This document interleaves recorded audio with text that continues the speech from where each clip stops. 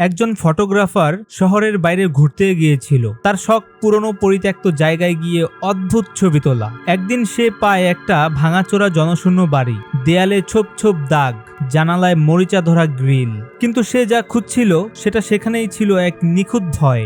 বাড়ির ভেতর ঢুকে সে কিছু ছবি তোলে। ক্যামেরার স্ক্রিনে ছবিগুলো তখনই দেখায় স্বাভাবিক, কিন্তু যখন সে ফিরে এসে ল্যাপটপে ছবিগুলো আপলোড করে, প্রথম ছবিতেই পেছনে দেখা যায় একটা ছায়া, ঘাড় বাঁকা, চোখ ফাঁকা আর মুখে অদ্ভুত একটা হাসি। দ্বিতীয় ছবিতে সেই ছায়াটা আরেকটু কাছে, তৃতীয় ছবিতে ঠিক তার পেছনে। কিন্তু তার মনে নেই এসব দেখেছিল কখনো। সে ভয় পেয়ে ছবি ডিলিট করতে যায়, কিন্তু ছবি ডিলিট হয় না, বরং ফোল্ডারের নাম বদলে গিয়ে নিজের নাম দিয়ে দেয়। আর নতুন একটা ছবি যুক্ত হয়। সে নিজেই পড়ে আছে মাটিতে, চোখ ফাঁকা, রক্তে ভেজা জামা। কিন্তু সে তো তখন বেঁচে, সচল। আতঙ্কিত হয়ে সে ঘর থেকে বের হয়। দরজার কাছেই পৌঁছাতেই দেয়ালে দেখতে পায় এক ফ্রেমে বাঁধা তারই ছবি। তার নিচে লেখা, তোলা হয়েছে একদিন আগেই। সে চিৎকার দিয়ে উঠে।